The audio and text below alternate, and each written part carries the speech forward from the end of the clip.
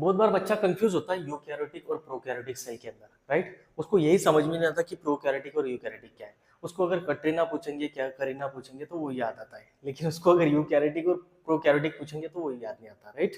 तो उसे हम एकदम शॉर्ट में समझते हैं, एकदम फास्ट में समझते हैं कि एक्चुअल में डिफरेंस होता क्या है। आपको ये तो पता होगा कि जो बिग एनिमल्स है उनके अंदर यूकैरियोटिक सेल होती है, प्रोकैरियोटिक स्मॉल ऑर्गेनिजम्स के अंदर होती है, जैसे कि बैक्टीरिया के अंदर, राइट। तो उसको थोड़ा सा डिटेल में समझ लेते हैं एकदम शॉर्ट में, ठीक है। यूकैरियोटिक सेल और प्रोकैरियोटिक सेल में डिफरेंस क्या है। अगर यूकैरियोटिक सेल की अगर बात करेंगे, any cell that contain a clearly defined nucleus, मतलब यूकैरियोटिक सेल के अंदर डिफाइंड न्यूक्लियस होता है, क्लियर न्यूक्लियस होता है इसके अंदर, ये बात आपको याद रखनी है। और मेम्ब्रेन बाउंड ऑर्गेनेल होता है।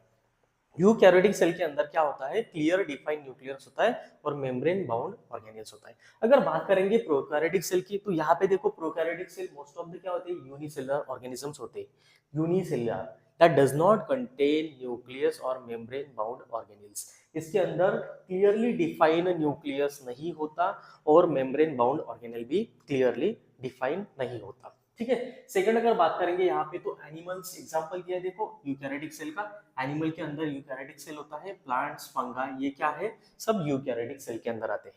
अगर प्रोकैरियोटिक की बात करेंगे तो बैक्टीरिया, बैक्टीरिया क्या होते हैं बेटा, प्रोकैरियोटिक होते हैं, मतलब यूनिसेलुलर होते हैं।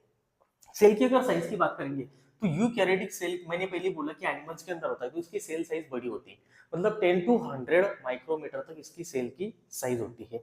अगर बात करेंगे प्रोकैरियोटिक सेल की, तो इसकी सेल की साइज एकदम स्मॉल होती है, मतलब लेस देन 5 माइक्रोमीटर इतनी होती है। कितनी होती है, लेस देन 5 माइक्रोमीटर इतनी सेल साइज होती है, किसमें, प्रोकैरियोटिक सेल में। अगर इसमें बात करेंगे, यूजुअली मल्टीसेलुलर में यूकैरियोटिक सेल होता है। हमने अभी बात की कि एनिमल्स के अंदर होता है, तो एनिमल्स क्या होते हैं, मल्टी सेलुलर होते हैं। तो मल्टी सेलुलर के अंदर यूकैरियोटिक सेल हमें मिलता है। यहाँ पे यूनिसेलुलर के अंदर हमें मल्टी क्या मिलता है, प्रोकैरियोटिक सेल मिलता है, यूनिसेलुलर ऑर्गेनिज्म जो सिंगल सेल ऑर्गेनिजम्स होते हैं। बात करेंगे क्रोमोसोम्स की, क्रोमोसोम्स मोर देन वन होते हैं। इसके अंदर जो डीएनए क्रोमोसोम्स होते हैं बेटा, हमारे अंदर जो होते हैं 23 पेयर्स होते हैं, राइट। 22 पेयर्स आर आइडेंटिकल, जो क्रोमोसोम्स होते हैं, तो ये क्रोमोसोम्स मोर देन वन होते हैं, मतलब ज्यादा होते हैं एनिमल्स के अंदर, जैसे कि हमारे अंदर, राइट। इसमें अगर बात करेंगे तो वन सिंगल लूप डीएनए होता है इसके अंदर, लॉन्ग थ्रेड ऑफ डीएनए, एक ही सिंगल लूप डीएनए यहाँ पे होगा और लॉन्ग एकदम होगा, राइट, किसमें, प्रोकैरियोटिक सेल में। राइबोसोम्स की बात करेंगे, तो राइबोसोम्स हमारे अंदर जो होता है यूकैरियोटिक के अंदर क्या होता है, लार्ज होता है, बड़ा होता है। इसकी अगर बात करेंगे तो इसमें राइबोसोम्स क्या होता है, छोटा होता है।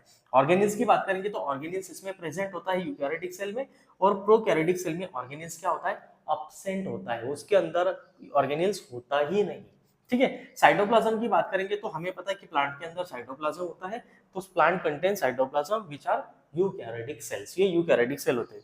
इसकी अगर बात करेंगे, इसके अंदर भी साइटोप्लाज्म होता है, जैसे कि बहुत सारे ऑर्गेनिज्म से यूनिसेलुलर, उनके अंदर साइटोप्लाज्म होता है। Last number point, cell wall. Cell wall की अगर बात करेंगे तो एनिमल्स के अंदर सेल वॉल नहीं होता, लेकिन प्लांट्स के अंदर सेल वॉल होता है। तो हम बात करेंगे यहाँ पे plants and fungi contain cell wall, इनके अंदर सेल वॉल होता है, और ये सेल वॉल एकदम सिंपल होता है। कैसे होता है, सिंपल होता है। इनके अंदर अगर बात करेंगे तो सेल वॉल होता है, लेकिन कैसे होता है, कॉम्प्लेक्स सेल वॉल होता है इनके अंदर, and present in all prokaryotes, मतलब हर एक प्रोकैरियोटिक सेल के अंदर सेल वॉल होता है, लेकिन कॉम्प्लेक्स होता है।